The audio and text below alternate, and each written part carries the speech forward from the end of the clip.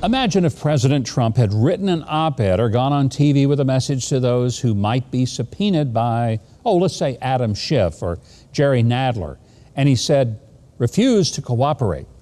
Can you even imagine the fevered cries of obstruction?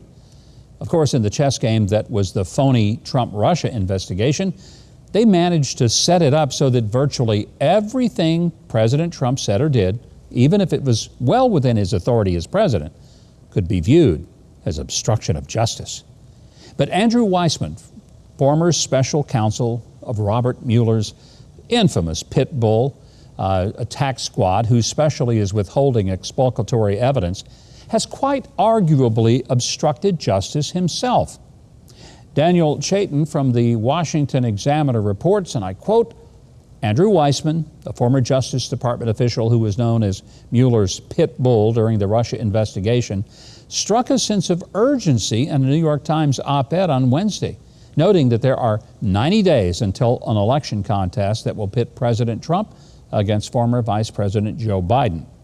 He wrote, along with former Defense Department Special Counsel Ryan Goodman, that U.S. Attorney John Durham's criminal inquiry into the Russia investigation and U.S. Attorney John Bash's investigation into unmasking requests by Obama administration officials targeting Trump associates show that Attorney General Bill Barr is poised to trample written policy that no action be influenced by politics and an unwritten norm urging officials to defer publicly, charging or taking any other overt investigative steps or disclosures that could affect a coming election.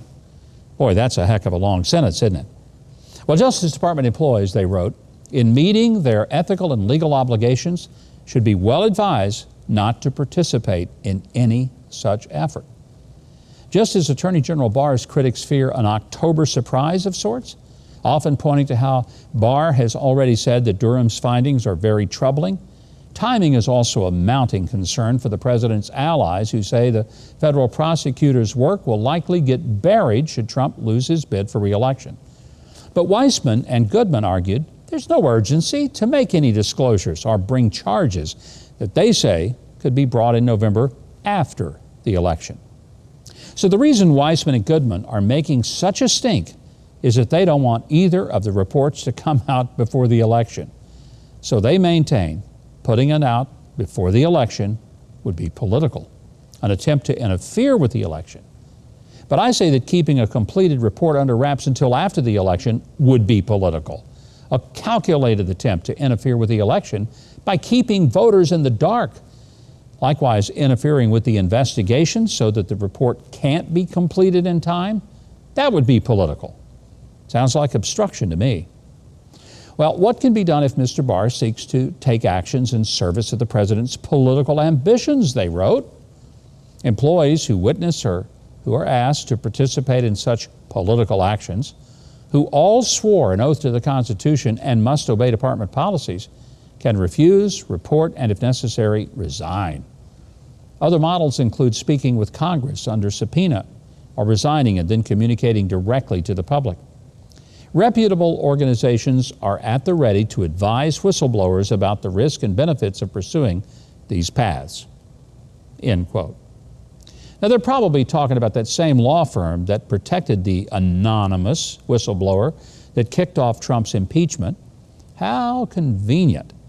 Of course, if Barr does anything at all that happens to benefit Trump, it must have been done in service to the president's political ambitions. One big takeaway from Weissmann's behavior is that he must think these investigations found some really, really bad stuff.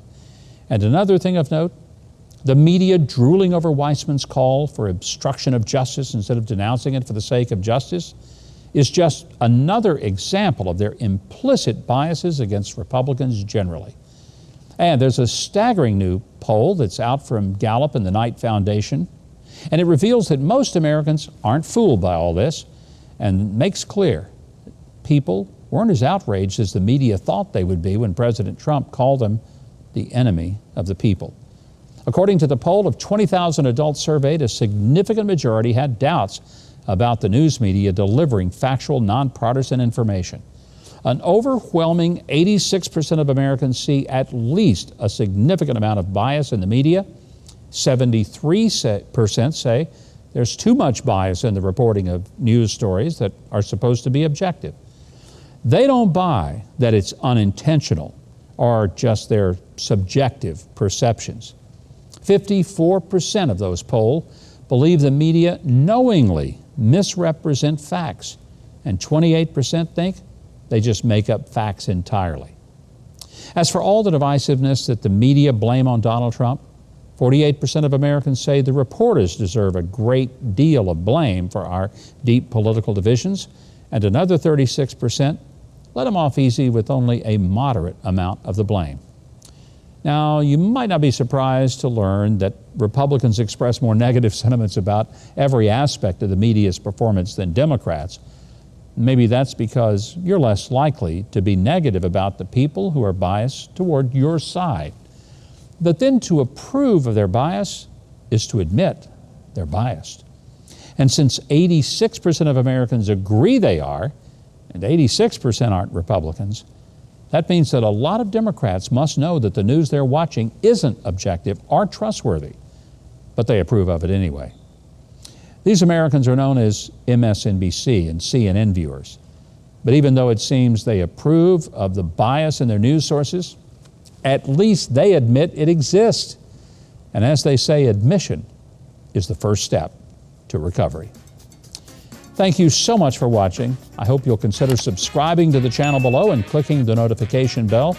And leave a like and share this video with all your friends, family, and even your enemies. And if you want more of my news analysis and commentary, sign up for my totally free newsletter at MikeHuckabee.com. You get it twice a day delivered straight to your email box, and it is really free. Well, that's it for this edition of The Breakdown. I'm Mike Huckabee.